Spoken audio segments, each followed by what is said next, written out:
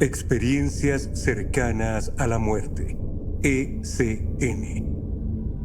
Eventos que ocurren cuando una persona está al borde de la muerte o que ya está clínicamente muerta y que se relatan después de su recuperación.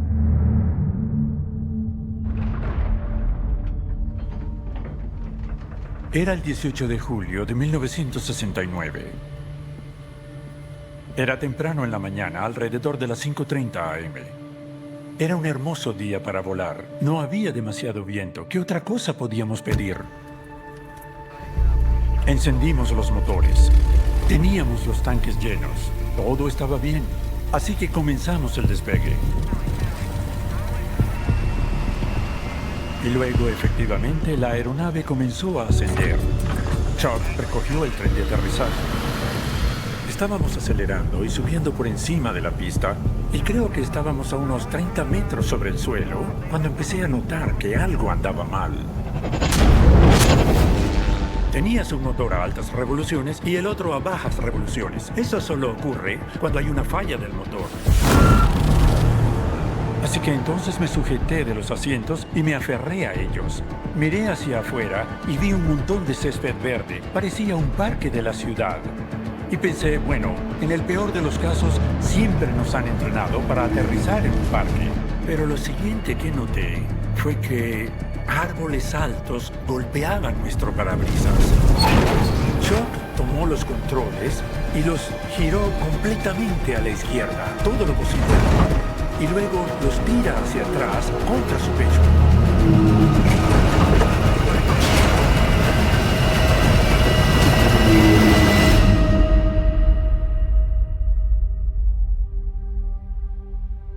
De repente me encontré sobre el lugar del accidente, pero sin saber qué estaba viendo ni por qué. No sentía dolor, tampoco tenía miedo ni incomodidad, simplemente estaba sobre el lugar del accidente.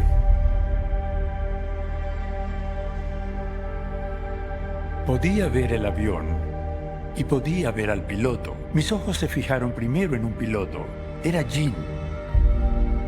Y luego giré y vi a otro piloto justo al lado de él, como a 1,5 metros de distancia, y reconocí que este era Chuck. Y mientras procesaba lo que estaba viendo, vi a un tercer piloto también como a 1,5 metros de distancia. Y ese era yo.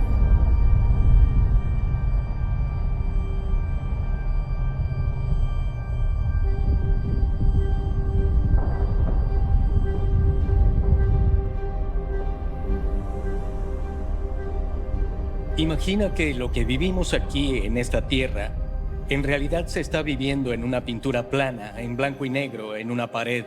Y la muerte es la separación. Entonces, cuando morimos, nuestro espíritu se separa de nuestro cuerpo físico. Mueres y te arrancan de esa pintura plana, en blanco y negro, y te llevan a una habitación tridimensional llena de color a tu alrededor. Experimentas cosas que nunca antes has experimentado, aunque puedes ver que tu mundo está contenido dentro de este mundo. Luego imagina que te devuelven a esa pintura plana en blanco y negro y tienes que describir 3 dimensiones de color en términos bidimensionales en blanco y negro. ¿Cómo lo harías?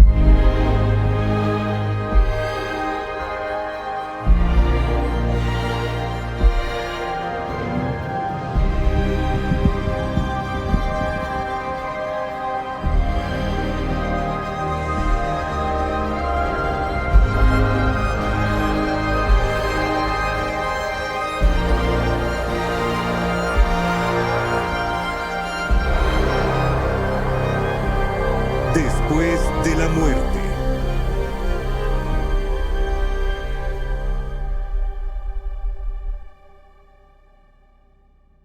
Médica y científicamente, el punto exacto de muerte no puede ser definido. Lo que sabemos es que realmente existe un proceso de muerte, durante el cual ocurre la experiencia cercana a la muerte. El 75% de las personas en ese primer estudio han tenido un paro cardíaco documentado. Parte de la experiencia es que dicen que flotaron fuera de su cuerpo y podían ver lo que estaba sucediendo durante la reanimación. Creí que yo mismo, como cardiólogo, podía analizar eso. Y ahí es cuando todo se volvió oscuro. Al principio sentí como si me desmayara. Y después fue como si se cerrara el telón o se encendiera una luz o algo así. En algún punto me vi a mí mismo todavía en el suelo y pude reconocerme allí. Estaba como en posición fetal. Y cuando viste tu cuerpo, lograste mirarlo de cerca. ¿Pudiste ver tu rostro? Pude ver mi oreja derecha y esta parte de mi rostro porque estaba acostado mirando hacia otro lado. ¿Cómo te sentiste cuando estabas en ese estado? Bastante enérgico. Me sentí alegre. Yo pensé, aquí sucede algo que nadie más en el mundo sabe. ¿Le has contado a muchos tu experiencia? Usted ha sido el único. ¿Por qué? Pensarían que yo estoy loco.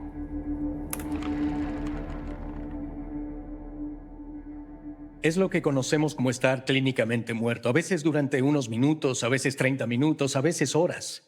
Pero luego la medicina moderna, o quizás un milagro, no lo sé, los revive y son capaces de regresar y hablar de ello. Se puede decir que has muerto. Todas las definiciones médicas, científicas y legales establecen que una vez que cruzas esa línea roja, es decir, cuando mueres, ya no vuelves.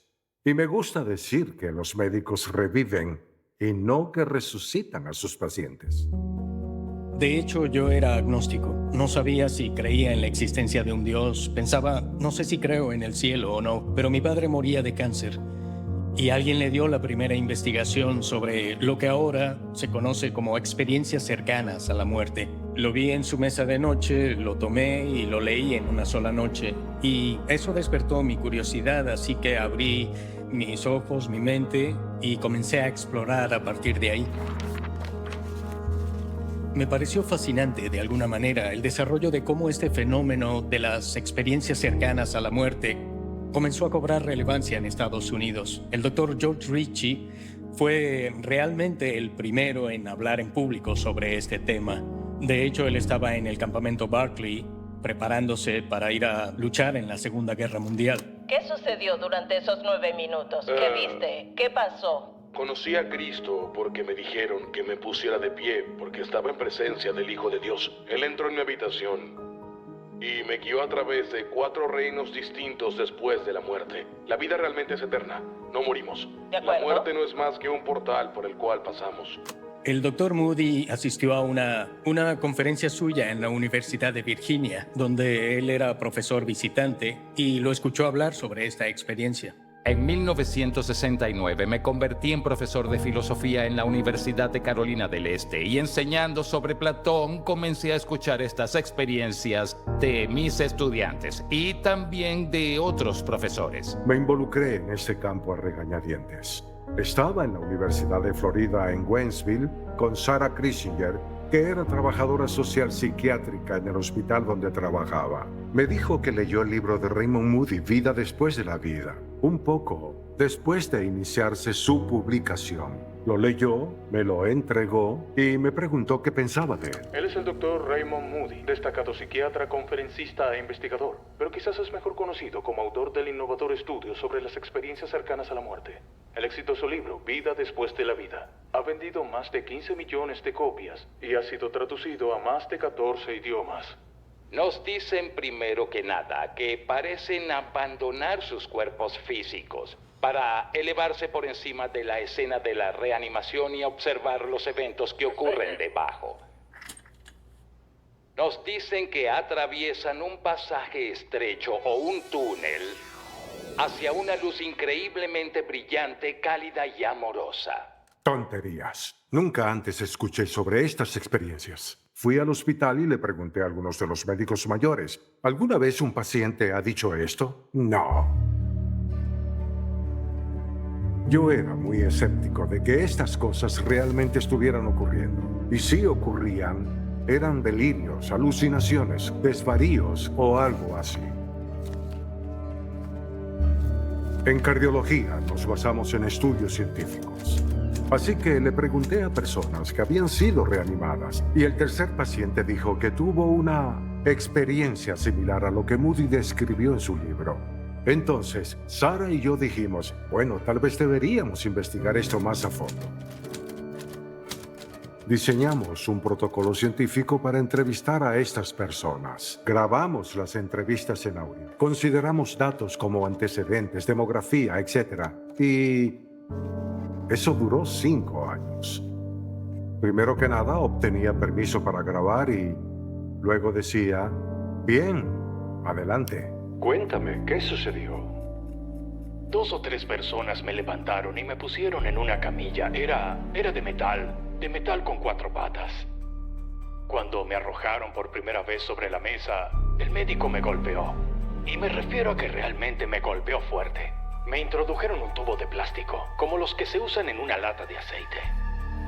Me lo introdujeron en la boca. Y entonces noté otra mesa con una especie de recipiente con un montón de cosas. Luego lo supe más tarde que era la máquina con la que me golpeaban. La acercaban sobre mi pecho.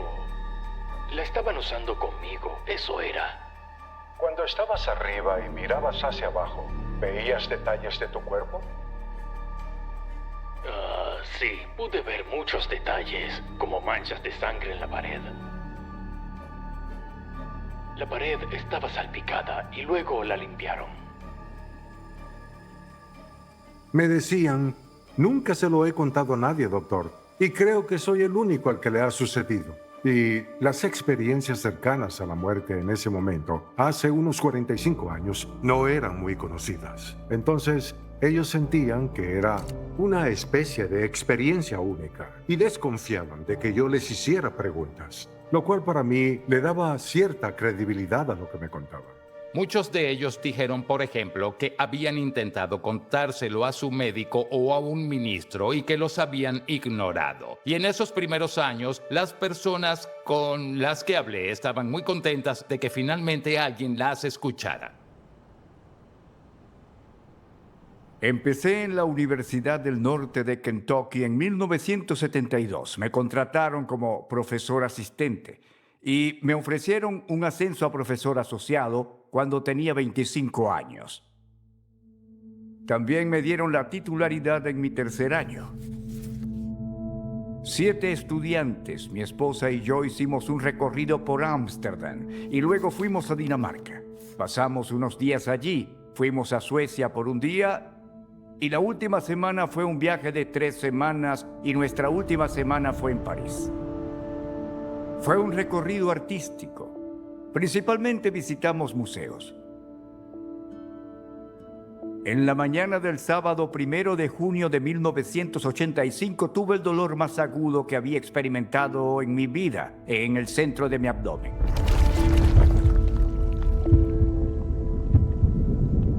Fue aterrador porque llegó de la nada y nunca antes había experimentado un dolor tan agudo.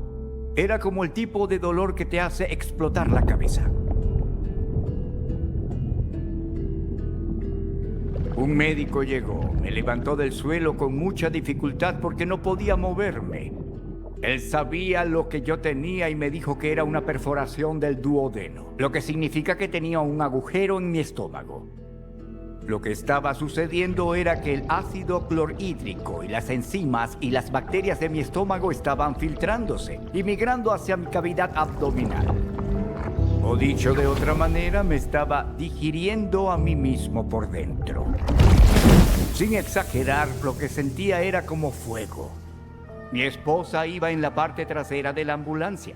Viajábamos a 120 kilómetros por hora.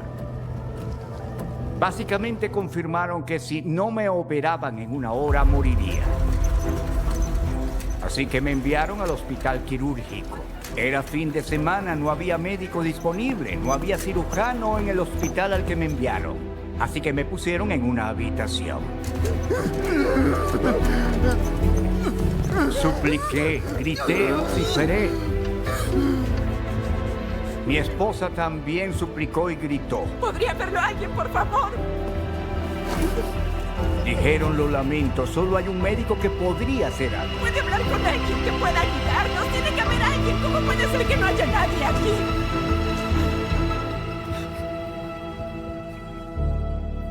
Así estuve durante 10 horas. Una enfermera cada hora me preguntaba cómo estaba. Yo le decía en francés y en inglés que me estaba muriendo y solo encogían los hombros y se iban. Tenía mucho miedo, estaba aterrado. Tenía 38 años, era muy exitoso en mi carrera universitaria. Tenía esposa, 2 hijos, una casa y 2 autos. Lo único que podía pensar era, esto no puede estar sucediendo. No puedo creerlo. La gente me pregunta, ¿cómo sabes que estabas muriendo? Me parece una pregunta muy estúpida. Cuando estás muriendo, lo sabes en cada respiración. Con cada respiración sientes que es la última. Estás aquí.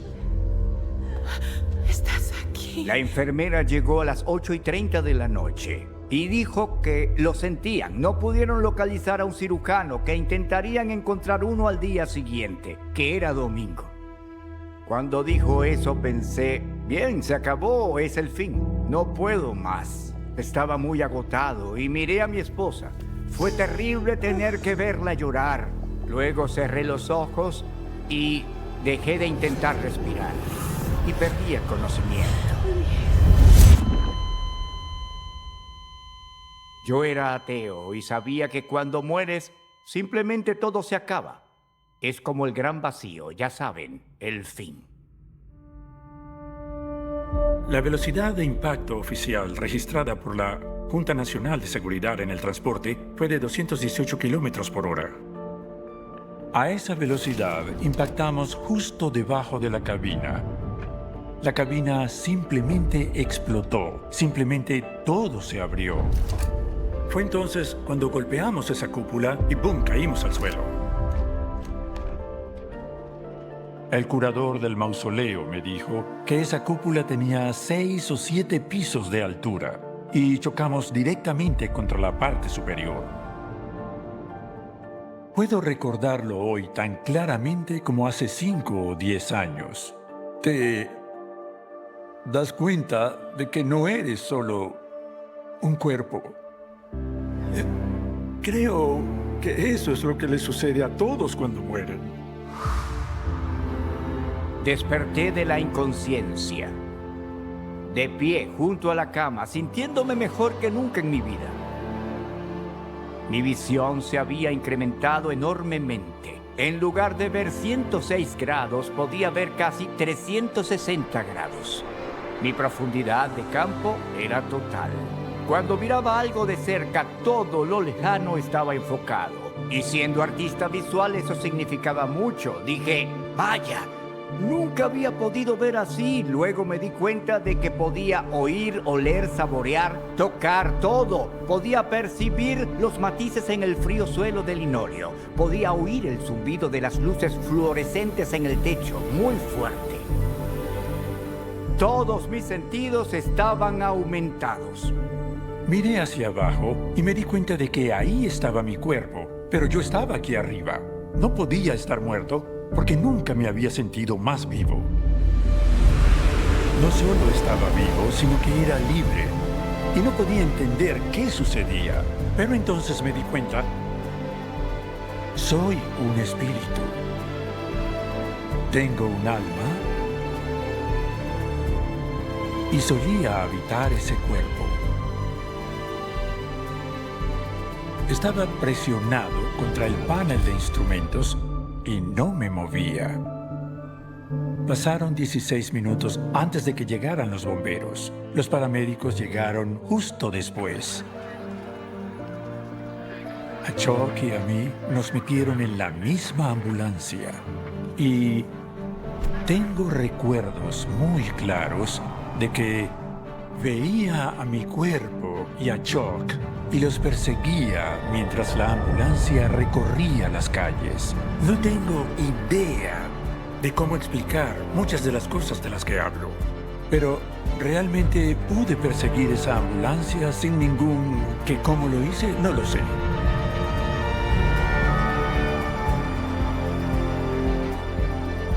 No estaba preocupado, no sentía dolor, realmente no me importaba nada.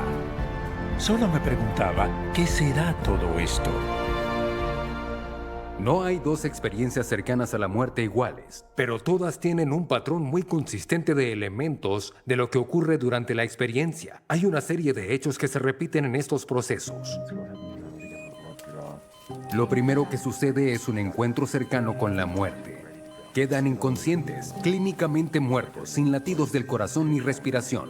En ese momento no deberían tener ninguna experiencia, pero la tienen. Lo primero que ocurre es lo que se conoce como experiencia extracorporal.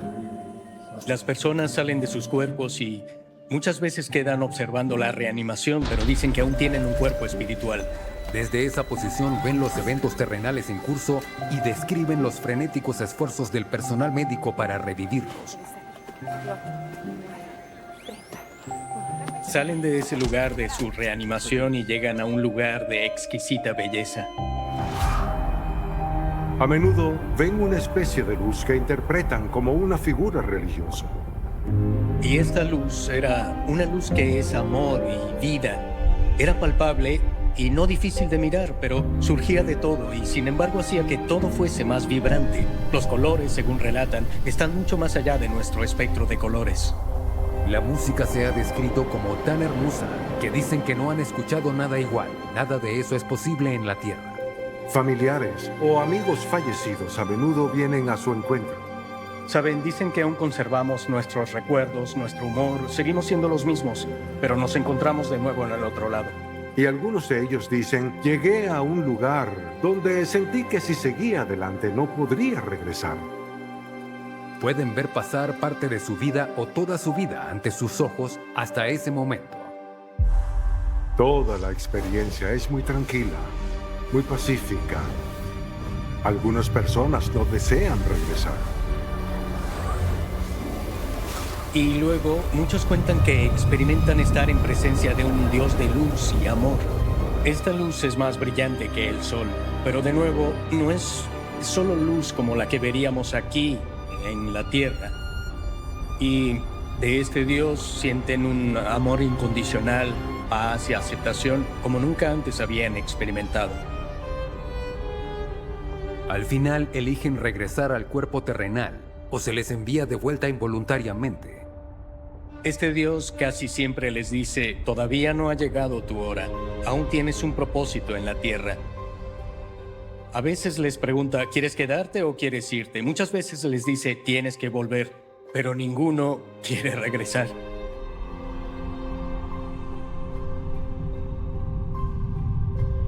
No todos experimentan todas las mismas similitudes, algunos muchas, algunos experimentan 3, 4 o 5, algunos 10, 20, algunos casi todas. Pero esas similitudes se superponen, además de que hay singularidades en cada experiencia, como que cuando se encuentran con este Dios de luz y amor, cada uno de ellos siente que es el único al que ese Dios ama. Y sin embargo, todos se sienten así.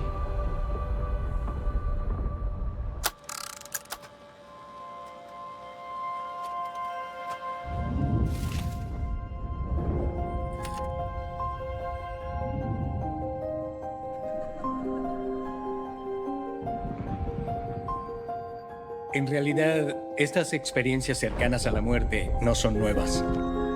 Platón escribió en La República sobre un soldado que recobra la conciencia en su pira funeraria y tuvo una experiencia como esta. Pablo, en el Nuevo Testamento, quien escribió gran parte del Nuevo Testamento, creo que en el capítulo 14 de Los Hechos, es apedreado hasta la muerte en Listra y dado por muerto. Y luego se levanta y habla sobre cómo tuvo una experiencia de ir al cielo. Se presume que estas experiencias eran muy raras en el mundo antiguo. Pero cuando comencé a investigar en los años 60 y 70, la llegada de la reanimación cardiopulmonar había aumentado en gran medida el número de personas que habían estado al borde de la muerte y se habían recuperado. Así que había muchos casos. Y algunos dicen, llegué a un lugar donde sentí que si seguía adelante no podría regresar. Y hay una pregunta frecuente, y la pregunta es, ¿realmente existe una barrera? Y mi respuesta es, bueno, no he podido entrevistar a nadie que no haya regresado. Así que supongo que si cruzan ese punto, bien podría ser que no pueden regresar. No tengo evidencia que lo sostenga, excepto que tampoco tengo evidencia que lo refute. Raymond Moody se enteró de nuestro trabajo, así que nos llamó a su casa junto con otros 2 investigadores. Y ahí fue cuando conocí a todas estas maravillosas personas, Bruce Grayson, Mike Sabon y Kenneth Rin. Nos reunimos, comparamos notas y dijimos, deberíamos formar un grupo y contarle al mundo lo que estamos haciendo. Y eso se convirtió en la Asociación Internacional para los Estudios de Experiencias Cercanas a la Muerte. Después de 5 años de investigación, el Dr. Sabon terminó escribiendo un libro convencido de que esto realmente demuestra que hay vida después de la muerte. Pero más fascinante aún, publicó sus hallazgos y testimonios de lo que lo hizo cambiar de opinión en la revista de la Asociación Médica Estadounidense. Un día durante mi residencia estaba buscando un artículo acerca del cáncer en una revista cuando por accidente encontré en el título de un artículo el término experiencia cercana a la muerte. El médico que habita en mí me decía, esto es médicamente inexplicable.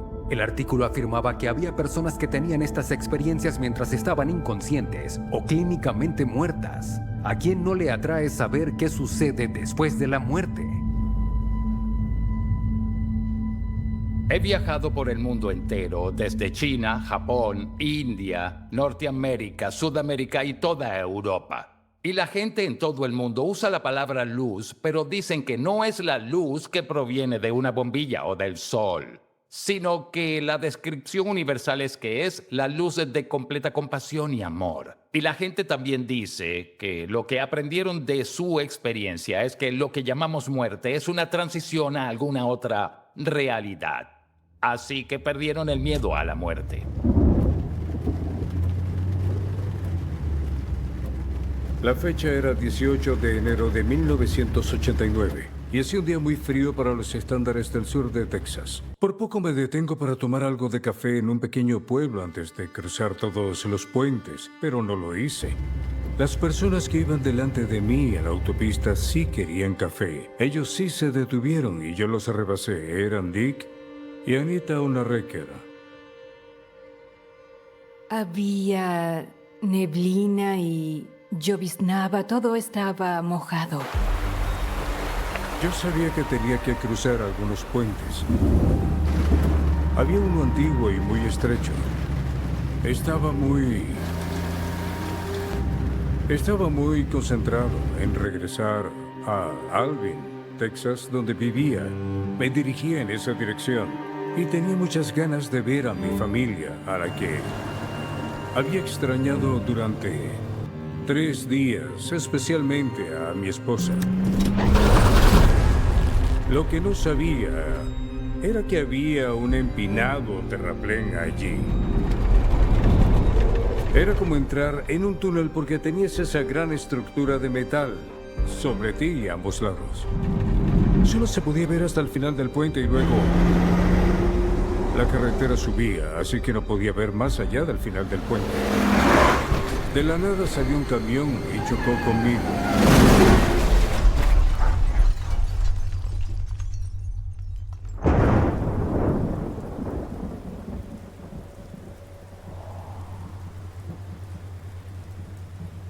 Cuando nos acercamos al puente, lo primero que vi a la derecha fue ese gran camión de 18 ruedas. Y luego lo siguiente a la izquierda, creo, fue un auto gris. Solo había un hombre mayor en él. Luego, lo siguiente que vi fue el auto rojo de Don, que estaba completamente aplastado. Así que éramos solo 4 vehículos en el puente en ese momento. En ese entonces estaba desplegado en el condado de Walker. Pregunté, ¿es probable que sobreviva? Y me dijeron la verdad, no. Eso fue, ya saben, algo que nunca olvidaré. Quiero decir, ver eso hizo que fuera un mal día.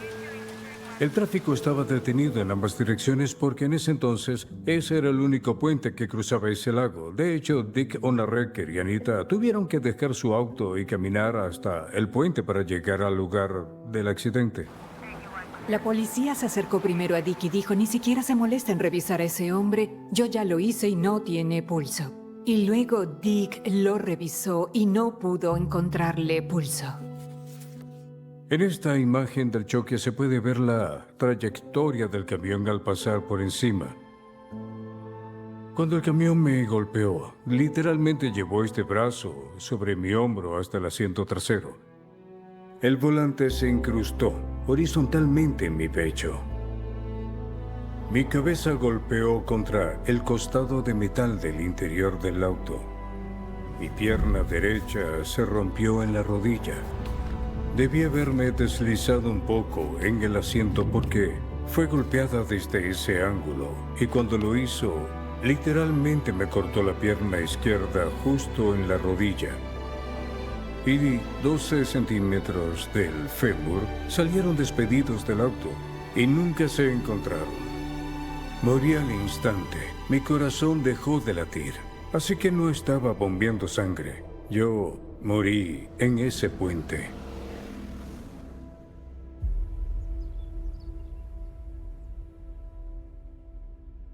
Soy cirujana ortopédica especializada en columna vertebral.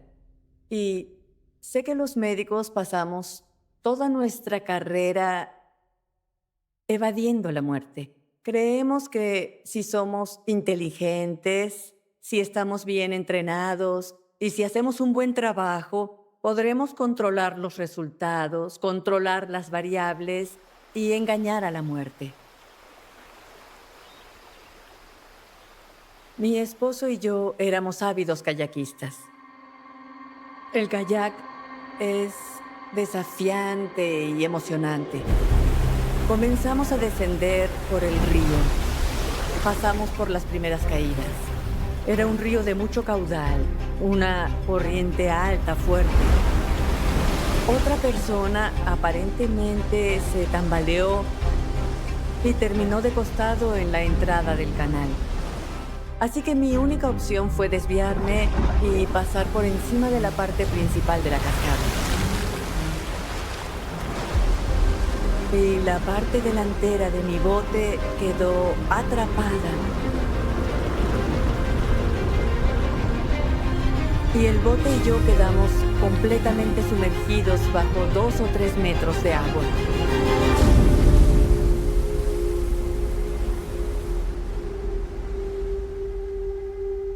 Me di cuenta de que probablemente iba a ahogarme. Pensaba en el hecho de que debía estar muerta, pero no me sentía muerta. Me sentía más viva que nunca. Sentí esta increíble experiencia como si fuera parte del agua.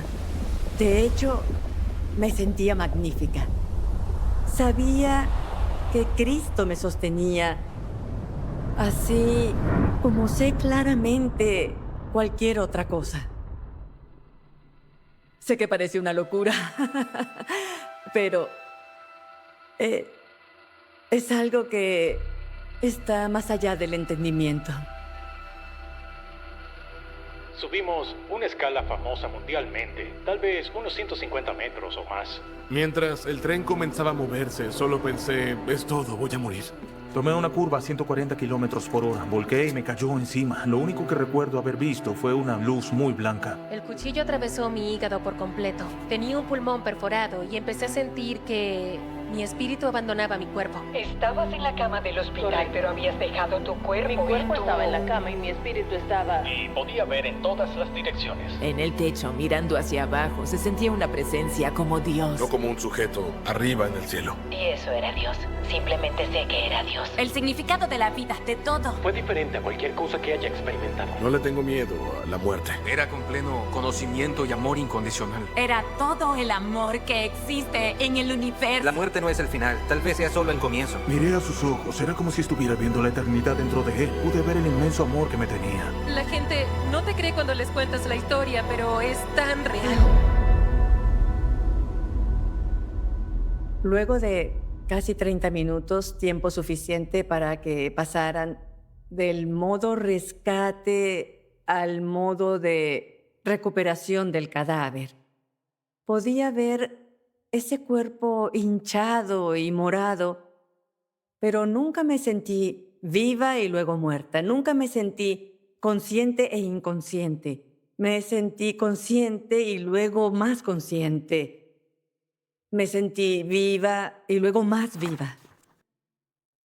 Entré en esto siendo bastante escéptico. Sé que podría haberlo descartado fácilmente, porque si estás 20 minutos en reanimación y has estado sin oxígeno durante ese tiempo o lo que sea, vas a perder algunas neuronas. Tendrás daño cerebral, quizás no sobrevivas. Sufrirás una muerte cerebral. Por lo general, cuando más tiempo pasas sin oxígeno, normalmente más daño tendrá tu cerebro. Y es progresivo, hasta que el oxígeno vuelve. Un estudio reciente podría proporcionar respuestas a la antigua pregunta: ¿qué sucede con nuestros cerebros cuando morimos? El cerebro siempre ha sido el órgano más fascinante e interesante para mí porque sigue estando completamente inexplorado. Estaba trabajando en el Hospital General de Vancouver. El paciente era un hombre de 87 años. Llegó durante el turno de emergencia con una hemorragia entre el cerebro y el cráneo. Le llamamos hematoma subdural. Y decidimos operar. Destapamos el cráneo, quitamos la hemorragia y después de la cirugía estuvo bastante bien, unos 3 días, y luego comenzó a tener convulsiones. Así que le hicimos un electroencefalograma para ver de dónde venían las convulsiones y cómo tratarlas. Mientras lo teníamos conectado, tuvo un ataque al corazón y murió. Así que nos quedó la inédita grabación del cerebro humano que pasó de la vida a la muerte. Es la primera grabación de un cerebro humano agonizante, una que ocurrió completamente por casualidad. Hemos escuchado antes de personas que han tenido experiencias cercanas a la muerte que describen que los momentos importantes de su vida pasaban frente a sus ojos. ¿Es de eso de lo que estamos hablando? ¿Es de lo que esto se trata? A partir de este caso, todo nos indica que las cosas que describen consistentemente las personas que tienen una experiencia cercana a la muerte son ciertas. Estos individuos han mostrado estas ondas cerebrales que son exactamente las mismas que medimos cuando registramos la actividad de este paciente 30 segundos antes de que el corazón deje de latir y 30 segundos después de que el corazón deje de latir, lo cual nos pareció bastante sorprendente. Después de buscar y buscar hasta el momento en que escribimos y entregamos el manuscrito, no encontramos a nadie que tuviera grabaciones completas del cerebro humano agonizante. En términos médicos, las ondas cerebrales siempre están presentes en él. Difieren en frecuencia, es decir, cuántas veces por segundo oscilan. Las ondas de alta frecuencia se llaman ondas gamma. Luego las más bajas las llamamos beta, theta, alfa y delta. Esas son de oscilaciones más lentas y frecuentes. Encontramos un mayor entrelazamiento de estas bandas oscilatorias entre sí.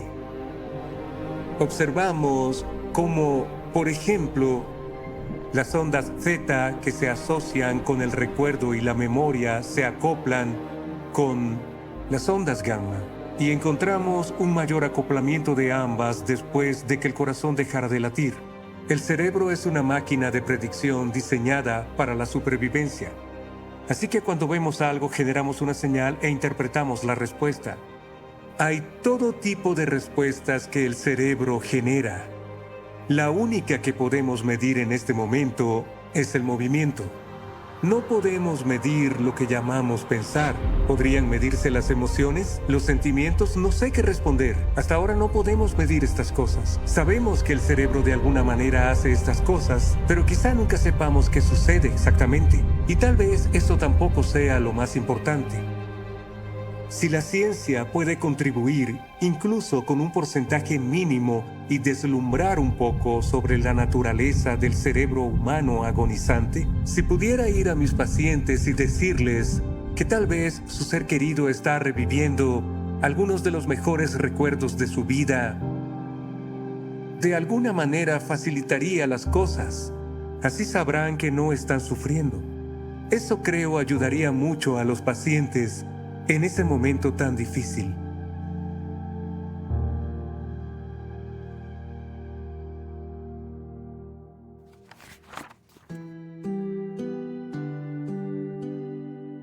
Crecí en Corea del Sur, en un hogar budista. Desde los 6 o 7 años me hacía preguntas como ¿por qué se creó a los seres humanos? ¿Por qué nacemos? ¿Cuál es el propósito de la humanidad? ¿Por qué estoy aquí? Los monjes budistas del templo decían cosas como, oh sí, Steve, puedes ir al cielo, puedes ir al infierno, volver. Puedes reencarnarte en un animal o en una especie diferente. Me enseñaban qué era lo correcto e incorrecto y trataban de que me ganara la salvación. Mi madre era enfermera, fue reclutada por un hospital para veteranos en Boston.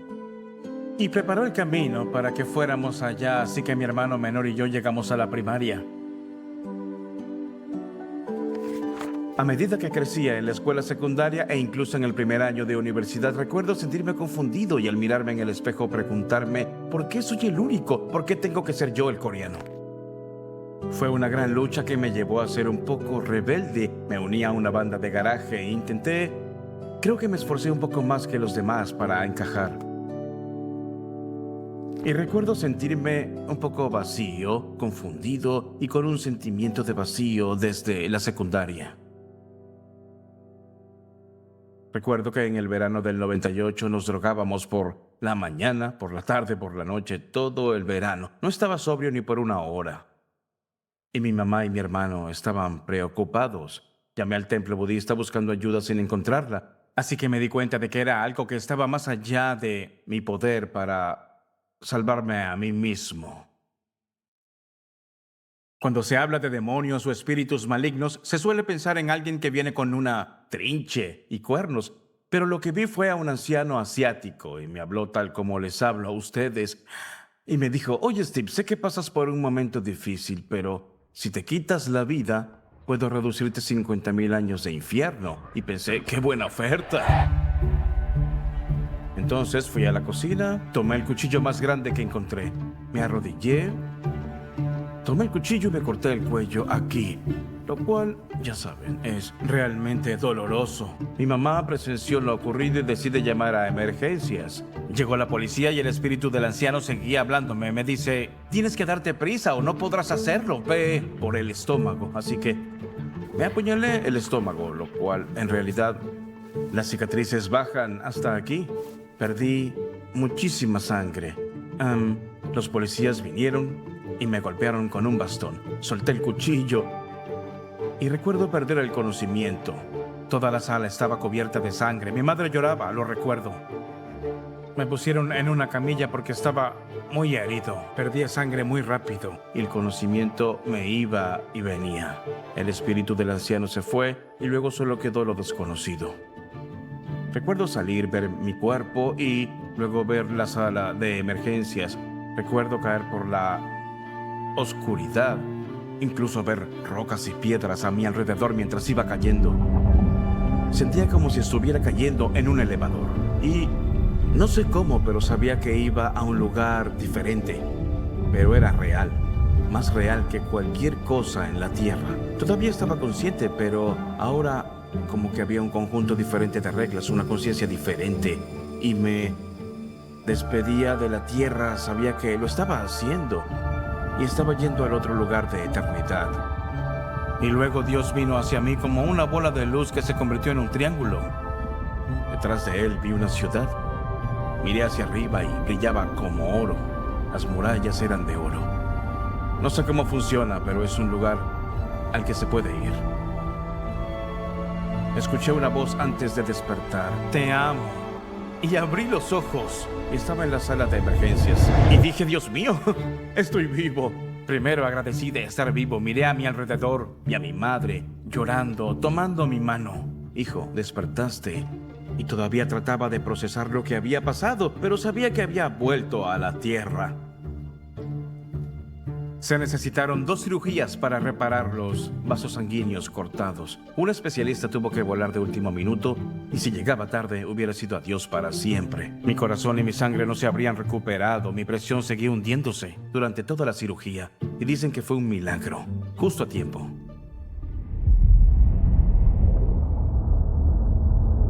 De una cosa estoy seguro, solo se vive y se muere una vez. Y después viene el juicio.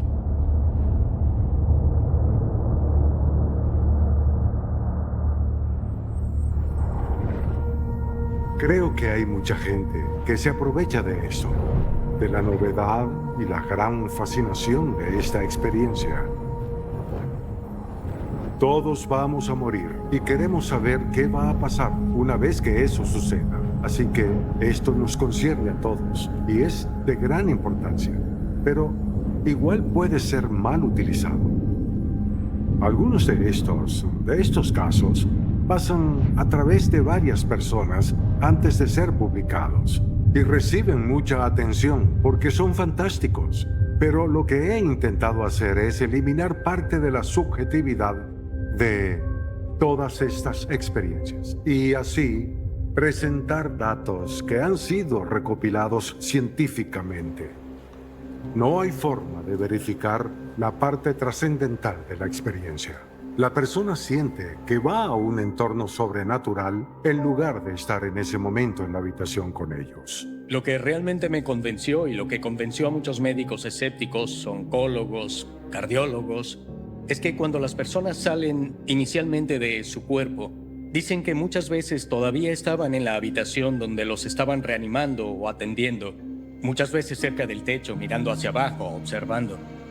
Sentían una paz increíble, aunque muchas veces hubiera caos en la habitación donde estaban trabajando en su cuerpo. Cuando regresaban, podían dar pruebas corroborables de que realmente veían lo que estaba sucediendo en la habitación, aunque estuvieran inconscientes en el momento en que los atendían. Y ellos no deberían haber podido ver esto. Autoscopia significa autovisualización. Se visualizan a sí mismos desde el techo, acostados en la cama, sin vida o siendo reanimados. Esa es la parte verificable de una experiencia cercana a la muerte, donde se puede volver atrás y corroborar lo que dijeron que vieron con lo que realmente ocurrió. Y eso es lo que yo quería. Eso fue lo principal que me enganchó en este medio. Presté muy poca atención al túnel, la luz, los familiares y amigos fallecidos, las figuras religiosas. Para mí, como cardiólogo, científico y como médico, quería alguna verificación, algunos registros médicos, hablar con personas que habían estado allí y habían visto lo que había sucedido en la habitación.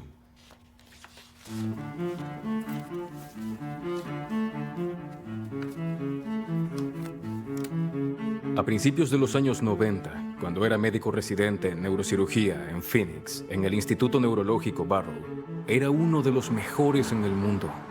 Era como la catedral de la neurocirugía. Estaba bajo tutela del presidente, el Dr. Robert Spetzler. Él es reconocido mundialmente.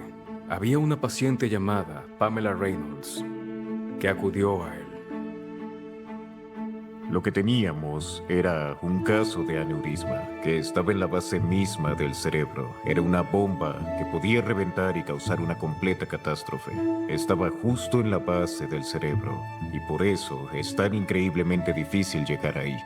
La ubicación anatómica de la arteria basal es territorio desconocido para los neurocirujanos.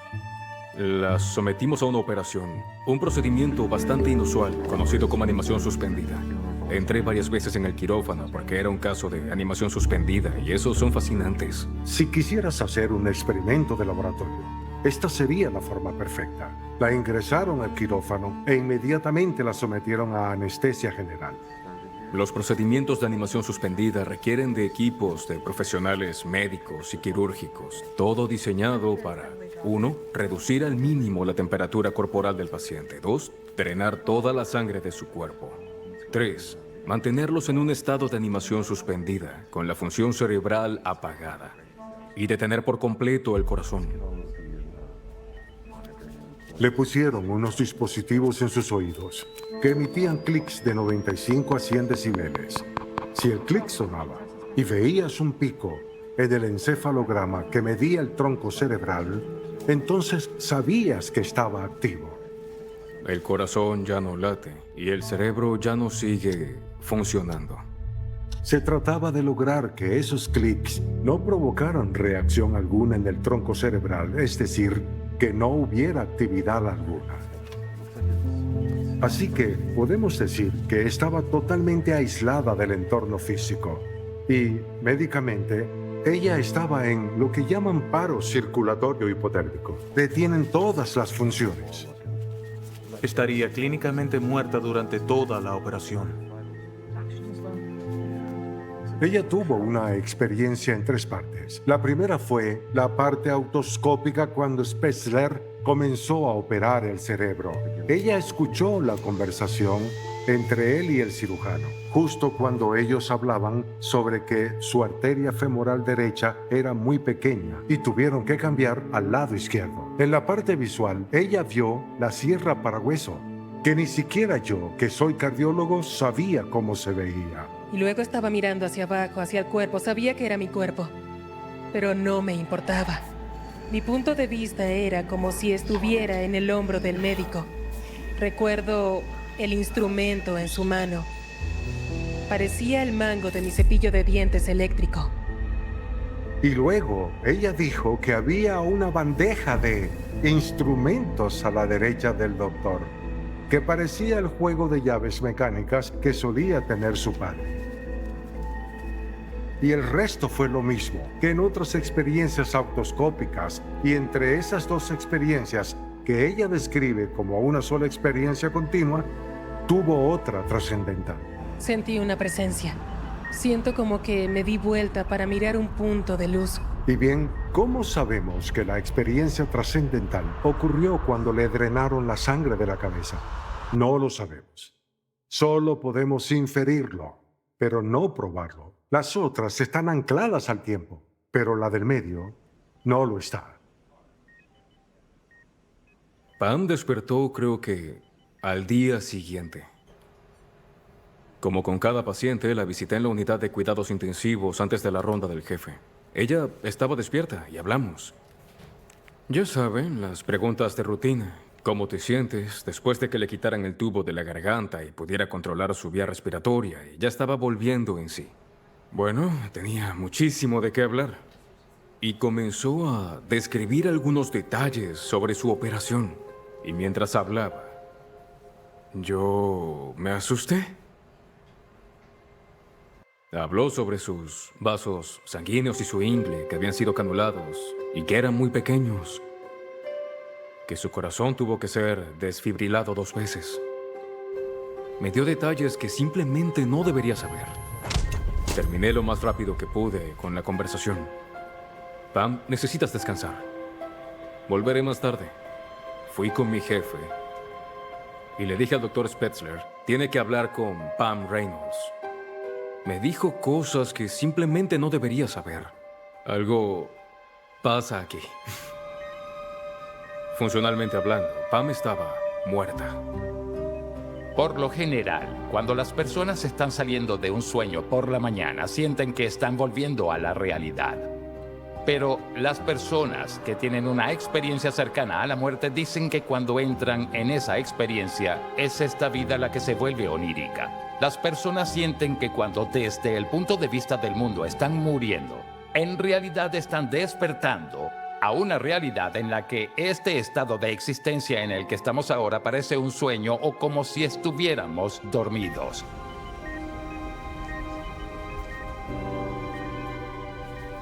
La experiencia cercana a la muerte es donde la ciencia y la religión se tocan. Hay una gran diferencia entre prueba y evidencia. Todo esto es evidencia, pero suficiente evidencia en algún momento la acerca tanto a la prueba que la mayoría de las personas diría que es cierto, real. Debo cuidar lo que digo porque no quiero tener que alienar a las personas. Creo que el escepticismo es bueno, el escepticismo verdadero, pero la terquedad no lo es. En otras palabras, si tienes una posición ideológica con respecto a algo y luchas con uñas y dientes para apoyarlo o al menos defenderlo, y no miras al otro lado, eso no es ser objetivo. Hay mucho sobre la vida después de la muerte de lo que no conocemos. Solo lo sabremos realmente después de morir. Antes de eso, no lo sabremos. Ha habido muchas teorías alternativas, como el síndrome de los pilotos de combate. Que cuando sientes la fuerza G, parece que estás pasando por un túnel. Algunos dicen que las drogas psicodélicas como el DMT, LSD o la mescalina producen colores vibrantes y tal vez te llevan a otro lugar. Cualquiera de ellas, ketamina o LSD, son sustancias que generalmente producen efectos alucinógenos. De hecho, muchas personas que consumen estas sustancias ilícitas tienen una experiencia muy diferente a la típica experiencia cercana a la muerte. El problema es que todas esas cosas podrían describir solo un aspecto. Se trata de personas, y estamos hablando de miles y miles de personas en todo el mundo.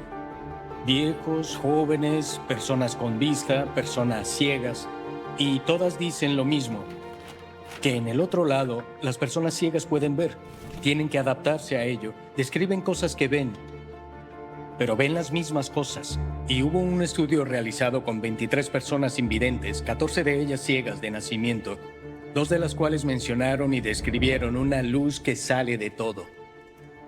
Está la experiencia cercana a la muerte de Marta. Era una niña de 5 años totalmente ciega. Marta cayó en un lago y se ahogó, y su conciencia se elevó por encima de su cuerpo. Describió vívidamente detalles de las plumas de los pájaros, de sus ojos, de las líneas telefónicas, y me sorprende cómo una persona totalmente ciega puede sentir fascinación por cosas mundanas que tú y yo no consideraríamos tan emocionantes. Ver esto por primera vez mientras se está inconsciente y bajo la superficie experimentando esto es sorprendente. Entonces, ¿cómo se puede tener una experiencia lúcida que ocurre tanto para personas que han consumido drogas alucinógenas posiblemente y otras en el hospital bajo anestesia, pero que dicen las mismas cosas que aquellos que no han tenido anestesia? Y las mismas cosas que dicen niños pequeños, personas de diferentes antecedentes religiosos y culturales. No existen las alucinaciones masivas.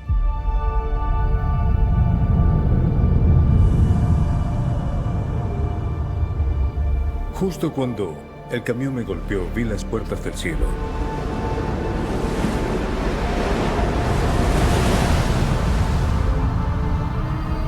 Y era magnífico. Era como el interior de una ostra. Era aperlado y deslumbrante, casi como si estuviera vivo. Solo se veía así debido a la luz que se reflejaba en la puerta. El cielo es luz, Dios es luz. Es asombroso. Una de las cosas más difíciles de hablar sobre el cielo es que tienes que hacerlo con palabras terrenales, y no hay palabras terrenales que le hagan justicia.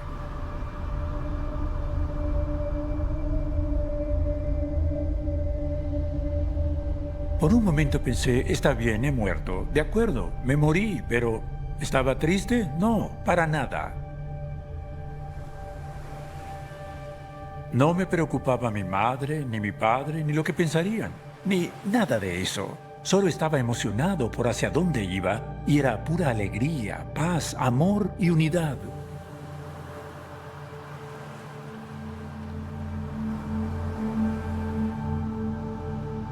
me rodearon personas que amé en vida. Al primero que vi fue a mi abuelo. Nosotros éramos muy cercanos. Lo vi por última vez en su ataúd y no se veía nada bien. Y estando frente a las puertas del cielo, allí estaba él recibiéndome. Y se veía muy bien. Extendió sus manos hacia mí y habló un idioma que no conocía, pero logré entender y dijo: bienvenido a casa, Tony.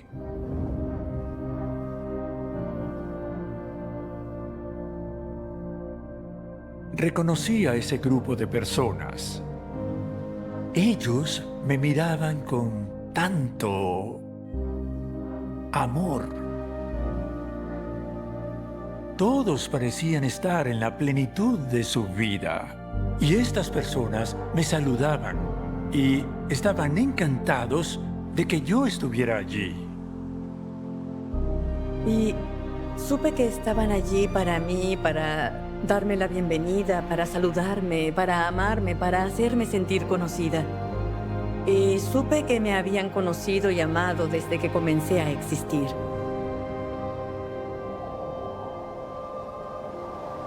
La música era sublime. Miles de canciones sonando al mismo tiempo sin caos. Todo tipo de música, instrumental, coros. Era algo sorprendente, simplemente te invade. Es decir, la música te impregna.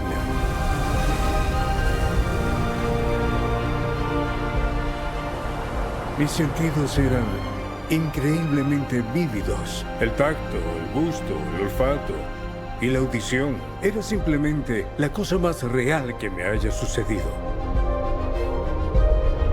Luego de saludar a todos, se apartaron y pude ver a través de la puerta. Había un largo bulevar que realmente dividía la ciudad y parecía estar hecho de oro. Muchas de las cosas que tenemos aquí también están allá, pero mucho más gloriosas y perfectas. Quería subir la colina y postrarme a los pies del gran Dios de toda la creación y decir: gracias por dejarme estar aquí. Ese era mi objetivo.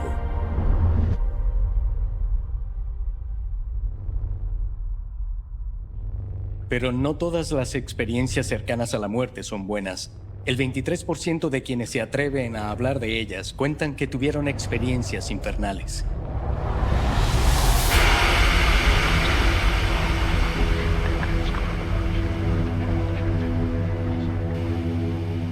En ese entonces me sentía realmente vacío. Para ese punto parecía que lo mejor que podía hacer era simplemente morir. Si moría, todo acabaría. Entonces, todo el dolor, el sufrimiento, la depresión, la oscuridad, todo eso se detendría. Bueno, si consumo suficiente cocaína, tal vez mi corazón dejará de latir, porque siento que se me sale del pecho.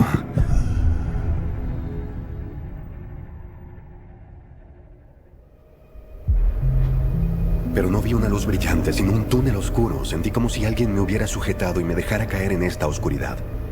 Y comencé a caer por ese túnel que parecía ser infinito. Era como un abismo sin fondo. No sé cómo, pero ya no estaba drogado. Todos mis sentidos estaban al máximo. Sabía que había muerto, y fue uno de los momentos más aterradores de toda mi vida. Y caigo por ese túnel que parecía interminable. Voy como a 1000 kilómetros en caída libre. Y pensé, si voy al infierno, tiene que haber un error porque nunca maté a nadie, no robé un banco, soy una buena persona. No soy un mal sujeto, al único que lastimé fue a mí mismo. Cuando empecé a justificar lo bueno que era, la velocidad aumentó, como a 2000 kilómetros por hora. El proceso se aceleró, era como, ahora sí que vas al infierno. Recuerdo que en ese momento grité con desesperación. Dije: Dios, tienes que venir a ayudarme, porque te necesito. Si realmente existes, te necesito ahora. Así que tienes que venir. Por favor, Dios, necesito de tu ayuda.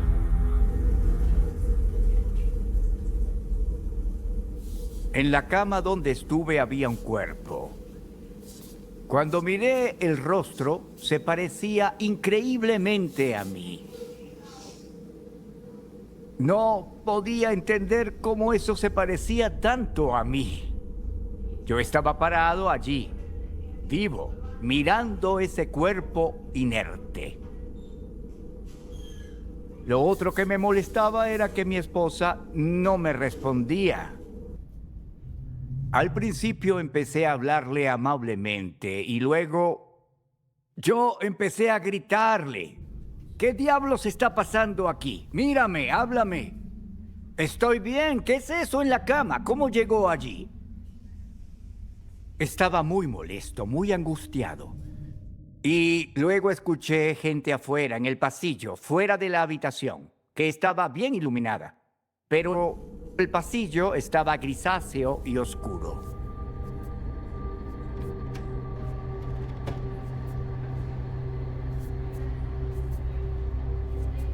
Había un grupo de personas en el pasillo, lejos de la luz de la habitación. Les dije, estoy enfermo, necesito un médico. Y me respondieron, lo sabemos. Sabemos todo sobre ti. Es hora de que vengas con nosotros. Pensé que eran personal del hospital para llevarme con un médico. Cuando salí de la habitación y entré al pasillo, no puedo explicar cómo lo supe, pero no podía volver a entrar en la habitación. La puerta no se cerró, pero sabía que era imposible para mí volver a la luz de la habitación. Dudé un poco y las personas dijeron, deprisa, vámonos. Ya no podemos esperar. Hemos estado aquí mucho tiempo esperándote. Date prisa.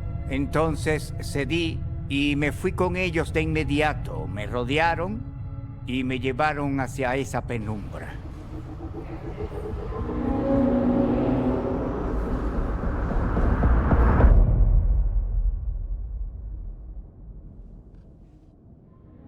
A medida que avanzábamos, dejé de percibir paredes, techo, absolutamente todo. Solo caminábamos. Luego pensé, este hospital no es tan grande. Hemos caminado kilómetros ya. Es como, ¿dónde están las escaleras? ¿Qué está arriba y qué está abajo? ¿Dónde están las paredes? Solo caminábamos. Les comenté a las personas a mi alrededor cosas como, esto no es el hospital, esto no está bien. Y sus respuestas eran, cállate, silencio, sigue caminando, muévete, vamos, muévete. Decían, pronto lo descubrirás, ya verás. Pronto llegaremos. Había mucha gente alrededor, cientos de personas, no lo sé. Eran muy vulgares, amenazantes y aterradoras. Estaba en una oscuridad absoluta. No tenía idea de cuál era la dirección, hacia adelante o hacia atrás. Solo quería alejarme de ellos. Ellos decían, tienes que seguir avanzando, y comenzaron a empujarme y a golpearme. Yo me defendí. Empezaron golpeando, empujando, dando patadas. Luego empezaron a morder, arañar y a descuartizarme. Intentaron arrancarme los ojos. Y todo eso iba acompañado de risas y festejos macabros.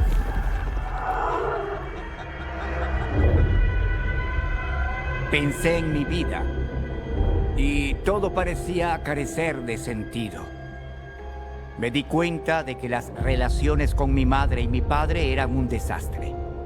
Mi relación con mis hermanas no era buena y que mi relación con mi esposa era problemática. No me sentía orgulloso ni satisfecho de mi relación con mis dos hijos. Me hundí en un abismo de desesperación y desesperanza que no puedo describir ahora. Mi mente me ofreció un recuerdo de cuando era niño y asistía a una escuela dominical y cantaba Jesús me ama. Cuando era niño y tenía miedo, como cuando tenía pesadillas o lo que fuera, le rezaba a él y él ahuyentaba a los leones, tigres y osos. Cuando era niño era como casi siempre lo imaginaba, como un superhéroe. Jesús era como un superhéroe, era así. Para mí era un héroe.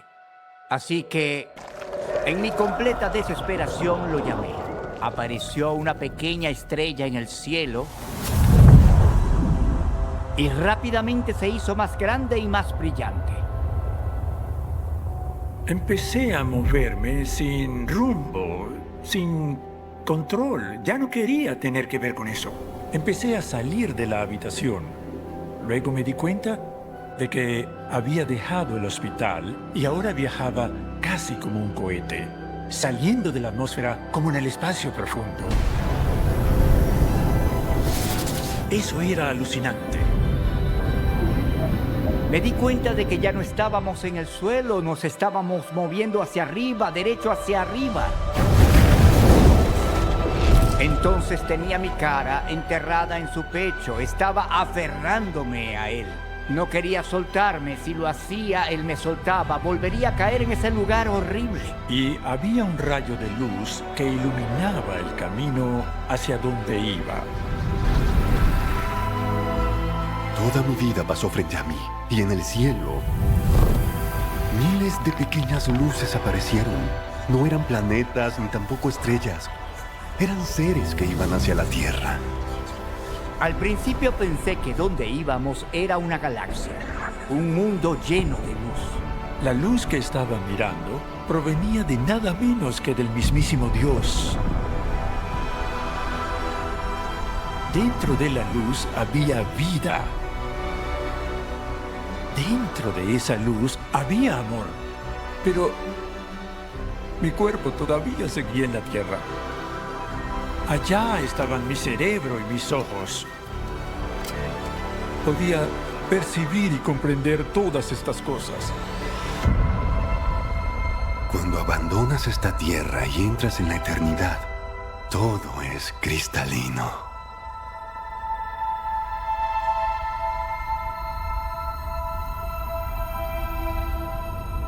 Sabía que iba hacia esa área sagrada y obviamente me tomó mucho conectar los puntos. Esto es el cielo.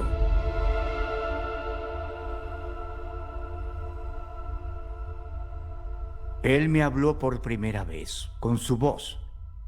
Pero era telepático, no era un pensamiento mío, era su voz en mi cabeza. Y luego dijo, hay algunas personas que quiero que conozcas. Han registrado tu vida y quieren mostrártela. Y me mostraron mi vida en orden cronológico. Lo que vi, resumiéndolo, fue una infancia feliz que pasaba a la adolescencia, pero todo se volvía amargo, especialmente mi relación con mi padre. Como mi padre era cruel conmigo, yo era cruel con él. Mi padre era física y emocionalmente abusivo todos los días hacia mi madre, mis hermanas y hacia mí. Nunca se detenía. La única forma en que podía lidiar con eso era tratar de no sentir nada. Y todo lo que él quería era que fuera una pequeña copia de él, que fuera su lacayo.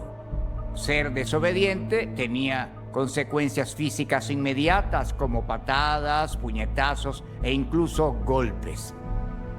Me vi esforzándome por no tener emociones ni sentimientos, lo cual era mi forma de protegerme para no ser lastimado. A medida que me volvía más manipulador y exitoso, Jesucristo y los ángeles más expresaban su decepción y tristeza hacia lo que había vivido. Realmente me dolió decepcionarlos porque ahora tenía estos nuevos amigos, mi gran Salvador y el mejor amigo que he tenido en mi vida. Y estábamos mirando mi vida y era una gran decepción. Una gran decepción. Les dije deberían devolverme. No pertenezco a este lugar.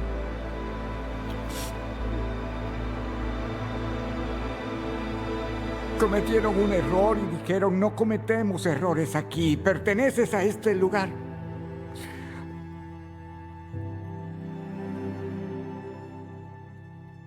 En este punto había tenido varias operaciones y finalmente podía estar de pie en lugar de estar confinada a una silla de ruedas. Pero todavía no podía caminar muy bien. Cuando regresé a mi cuerpo, supe que compartir mis experiencias con otras personas era parte del trato. Sabía que parte de la experiencia era escribir sobre ella. Así que me desperté y pasé la siguiente semana levantándome a las 3 o 4 de la mañana para escribir durante unas horas antes de la rutina matutina. Y luego hice mis revisiones finales y cuando presioné el botón de guardar, llevé a mi hijo menor, que todavía vivía en casa, a la ciudad para comprar helado y celebrar.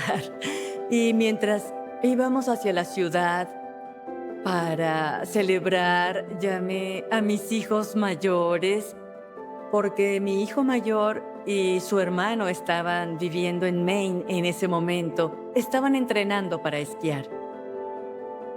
Y los llamé para compartir esta gran noticia.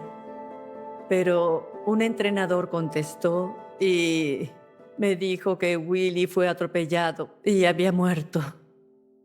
Y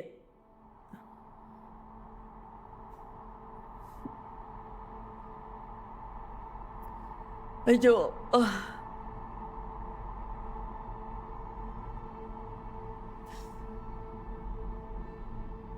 Yo reaccioné como cualquier madre lo haría.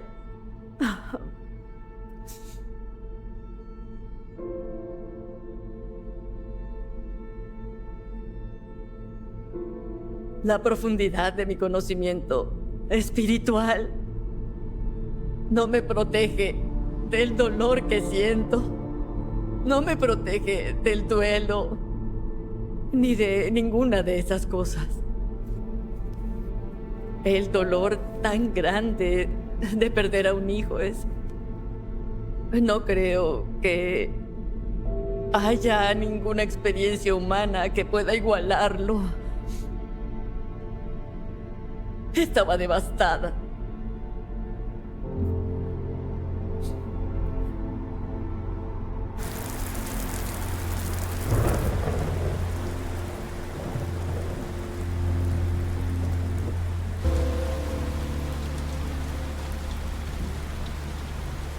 Y entonces, todo se detuvo, tan pronto como llegué.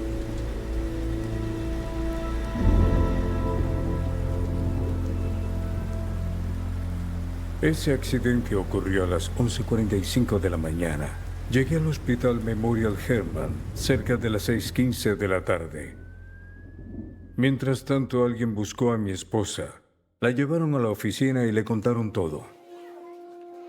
Caminé por el pasillo, entré a la oficina y entonces la subdirectora salió de su escritorio y me abrazó y me dijo, Don tuvo un accidente. Y eso es todo lo que sabemos. Me llevaron al quirófano esa noche y estuve en cirugía durante 12 horas. Al día siguiente fue cuando me di cuenta que estaba en la sala de recuperación. La sala de emergencias llamó y la enfermera dijo, él no puede sostener el teléfono, pero lo pondré junto a su oído para que te pueda escuchar. Y comencé con las preguntas. ¿Estás bien? ¿Qué pasó? Necesito ir allá, solo ya saben, divagando. Y todo lo que escuchaba que él decía era solo quiero volver a casa. Solo quiero volver a casa. Más adelante fue que entendí que Hablaba de su hogar celestial. Si hubiera tenido elección, no habría regresado. He tenido 30 maravillosos años aquí, pero preferiría estar allá. Sé lo que me está esperando, y siempre es mejor allá de lo que jamás será aquí. Así que no quería regresar, pero no tenía opción. Cayó en una depresión profunda. Yo entraba y él simplemente se quedaba allí acostado. No me hablaba, no me reconocía. Yo llevaba exámenes para calificar, me sentaba en la esquina, los calificaba y me quedaba allí hasta casi las 11 todas las noches. Luego le daba las buenas noches y me iba. Y eso me dolía porque pensaba, estás vivo. ¿No nos amas lo suficiente como para alegrarte de estar de regreso con nosotros? Y para mí, eso fue lo más difícil de sobrellevar. La depresión fue más difícil de sobrellevar que las heridas físicas, que eran graves. Y recuerdo una noche, pensé, ¿sabes qué? Hoy me iré temprano a casa. Me daré una ducha caliente, me meteré a la cama y dormiré profundamente. Entonces recogí todas mis cosas y simplemente dije, bueno, supongo que nos vemos mañana.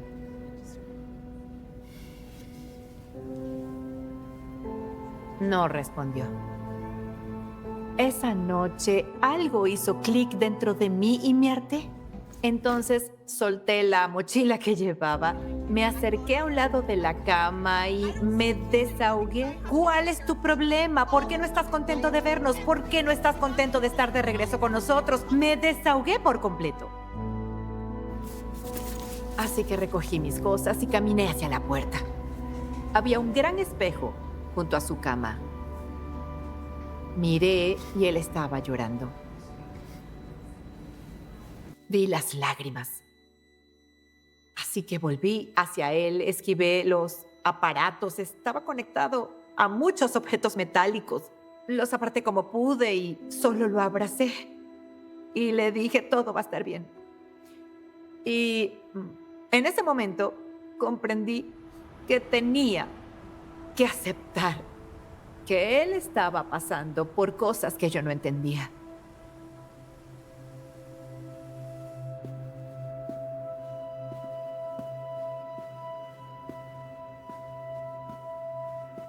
Hasta que por fin terminó. Jesucristo dijo, ¿tienes alguna pregunta? Le dije, tengo 1.000.000. Me dijo, ¿qué quieres saber? Le pregunté todo lo que se me ocurrió preguntar. Y si les contara todo eso, nos llevaría varios años. Y él me dio una comprensión completamente nueva de todo. Le dije, quiero ir al cielo. Él me dijo, aún no estás listo para el cielo. Finalmente dije, ¿qué quieres que haga? Y dijo, quiero que ames a tu prójimo. Y le dije, de acuerdo, pero ¿qué quieres que haga después? Y él dijo, vas a cambiar el mundo. Yo dije, ¿con eso voy a cambiar el mundo? No lo creo. No lo entiendes. El mundo es un lugar terrible, un lugar cruel. Incluso si amo a alguien, van a ir y ser golpeados en otro lugar. Él dijo, no, si amas a alguien, esa persona llevará ese amor al mundo y tal vez amen a alguien más. Y crecerá y crecerá. Yo dije, no va a funcionar. Él dijo, ese es el plan de Dios. Funcionará. Y pues ante todo eso, ¿qué más podía hacer? ¿Qué más podría hacer? Así que finalmente cedí y dije, de acuerdo, volveré. Con eso, estoy en el cuerpo, estoy en la cama.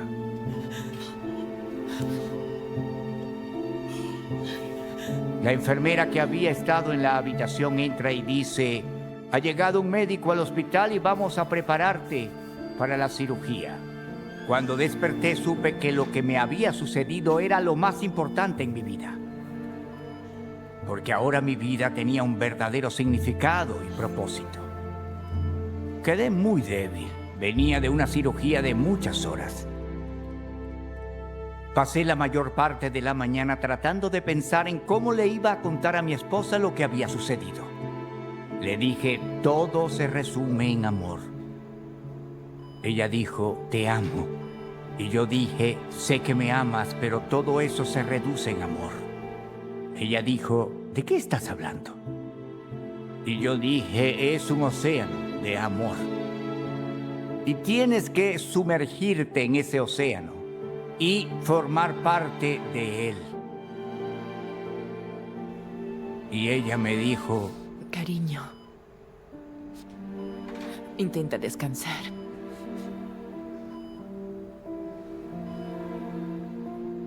Ahí estaba yo, le estaba dando un resumen de la sabiduría de Dios. Y ella básicamente me responde que era un sinsentido. A partir de ese día intenté contarles a las personas acerca de Dios, el cielo y el infierno. Lo que había experimentado. Y nadie, absolutamente nadie, me tomó en serio. Me vieron como un fanático. Me vieron como un completo fanático. Y eso no fue bueno para mi relación con mis hijos, porque cuando más ellos no respetaban lo que les decía, y cuanto más me decían que estaba loco, chiflado y cosas así, más se alejaban completamente de la Biblia, de Dios y de mí. Fue contraproducente. Fue un desastre.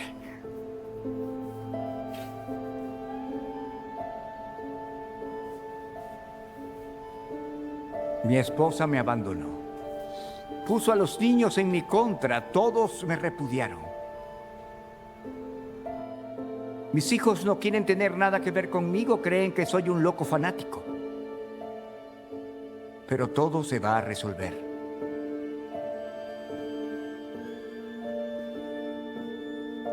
Confío en que Dios resuelve todo. No a nuestro tiempo, sino al suyo. Me gustaría que fuese ahora, pero aunque no sea así, sé que algún día sucederá, solo que tardará, no lo sé.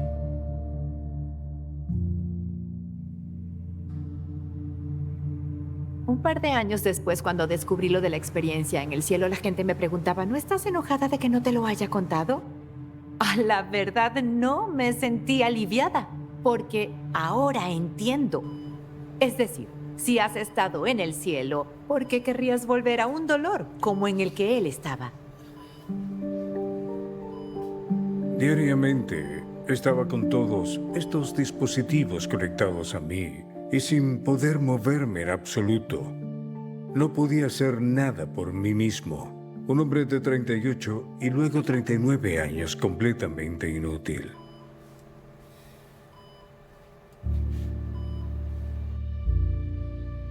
¿Por qué? Me dejaste ver eso y luego me trajiste de vuelta. ¿Qué está sucediendo aquí? ¿De qué se trata todo esto?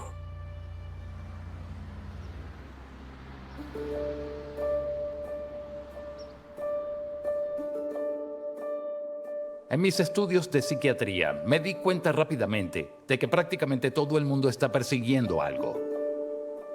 Algunos persiguen la fama, el dinero o el poder. Pero lo que me di cuenta al hablar con personas que habían tenido experiencias cercanas a la muerte es que lo que sea que persiguieran antes, esta experiencia les convenció de que lo que realmente importa en la vida es aprender a amar. Y sin importar el sitio, todos regresan con la misma idea, que Dios es amor. Y que cómo tratamos y amamos a los demás es lo que más le importa. Hay personas que tienen estas experiencias y regresan con sus vidas con un cambio radical. Cuando regresé, iba a hacer las paces con mi padre. Pude perdonar a mi padre porque entendí que él también estaba roto debido a su infancia problemática. Todo lo que mi padre quería era ser amado, pero no sabía cómo hacerlo de manera apropiada, así que intentó ser amado de manera inapropiada. Con obediencia y disciplina, mis hermanas estaban enojadas conmigo porque todas me dijeron varias veces, papá y tú se odiaban y ahora son mejores amigos. ¿Por qué? Y yo les decía, Porque Él es mi Padre. La gracia se transmite de unos a otros una y otra vez. Es muy poderosa. Es tan poderosa, cambia la vida de las personas para bien.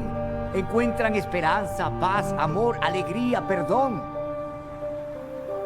Y también encuentran a Dios y la vida eterna.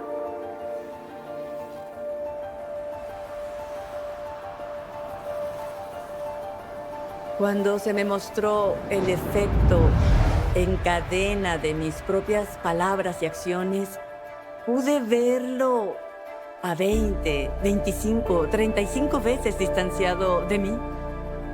Eso es una gran distancia. Entendí todos los dolores, tristezas y sueños, todo lo que me había llevado a ese punto en el que pude haber lastimado a alguien más. También entendí por completo el trasfondo o la historia de vida de las otras personas involucradas y todo lo que los había llevado a ese momento en el tiempo en el que me lastimaron o a alguien a quien yo amaba. Lo que cada uno de nosotros dice, hace y las elecciones que tomamos importan. De verdad lo hacen.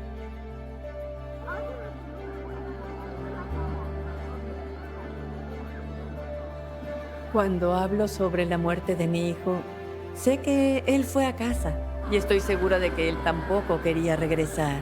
Estoy segura de que le aseguraron que estaríamos bien. Y que cuando mi tiempo en la tierra termine, mi hijo mayor estará allí para recibirme, junto a mi padre, mi padrastro. Ahora conozco a otras personas que han muerto, personas que amo, que son importantes en mi vida. No los veo aquí en la tierra y el mundo de Dios está aquí. Creo que existimos en medio de eso. Tuve una sensación abrumadora de estar en casa, de estar donde realmente pertenezco, donde pertenecemos. Me tomó varios meses recuperarme por completo. Aún sentía mucho dolor. Me sentí un poco triste, deprimido. Ver el infierno y el cielo me cambió y me hizo priorizar a los demás. Así que a los 35 años me uní a la reserva del ejército. Me convertí en capellán. Los soldados que regresaban de la guerra se notaba que habían tenido una experiencia muy dolorosa o un daño psicológico o habían presenciado atrocidades, así que les ayudábamos con eso. Contestábamos llamadas telefónicas a las 2 o 3 de la madrugada. Íbamos con ellos a entrenamientos, pasábamos tiempo juntos. Siempre les decía que hay esperanza, que la depresión no es para siempre.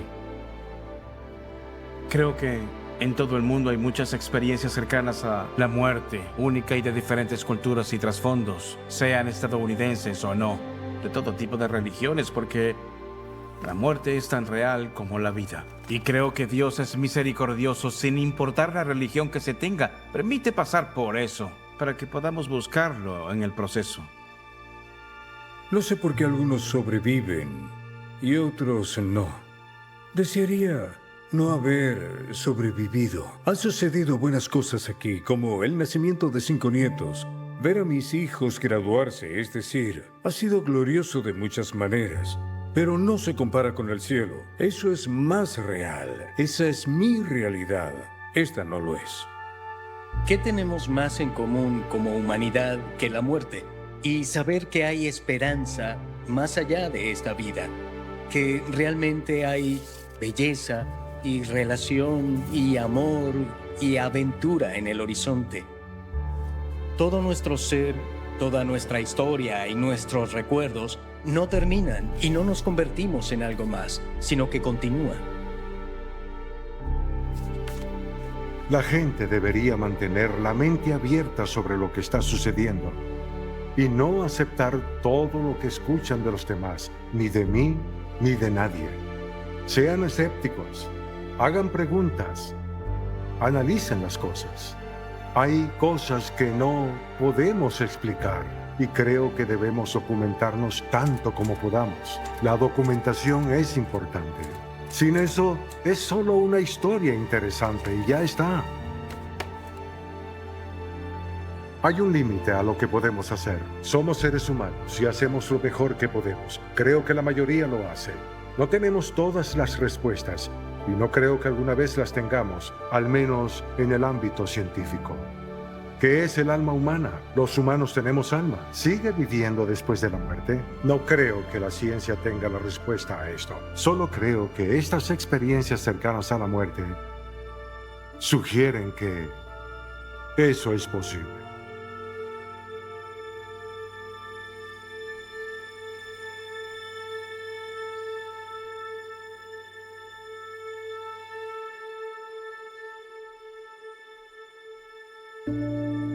En memoria de Marco e Ile Cordic.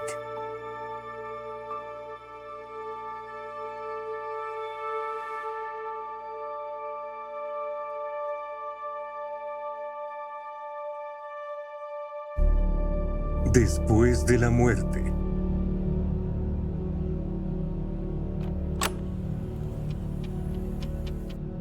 Cuando tuviste el paro cardíaco, ¿no crees que solo alucinabas? No, señor. Le aseguro que no. Es real.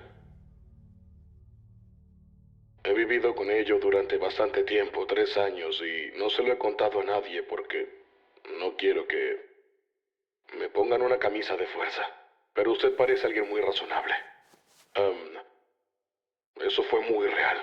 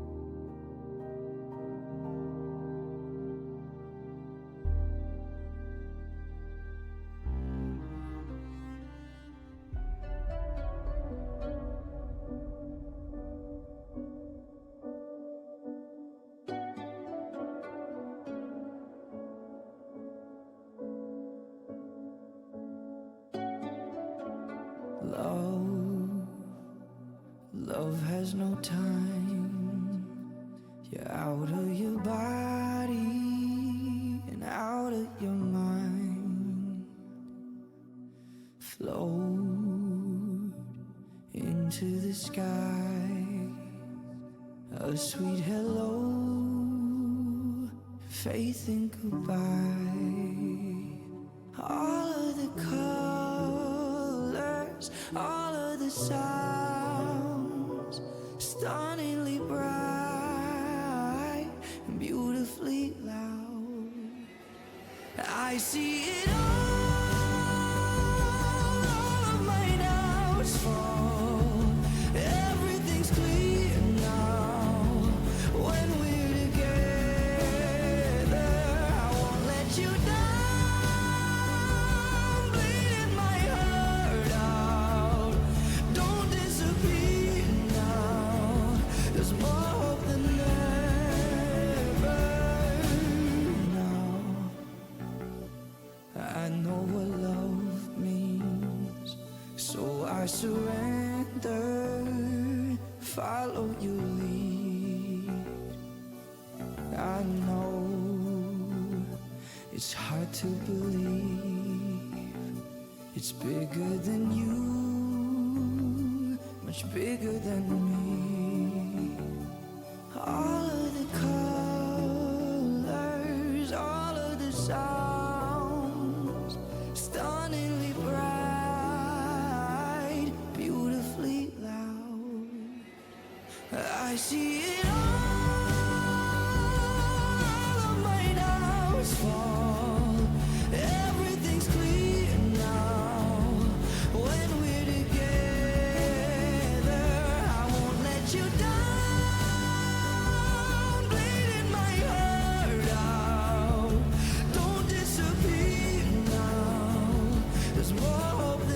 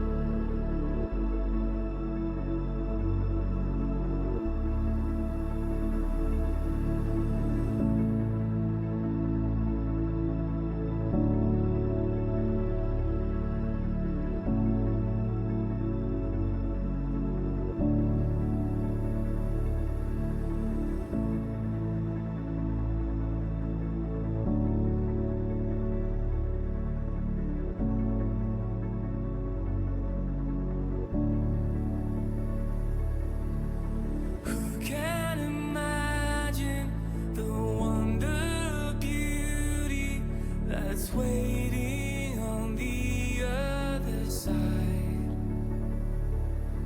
A love like an ocean that keeps on going and pulls us closer to the light. I know one day we'll dance again on streets of gold.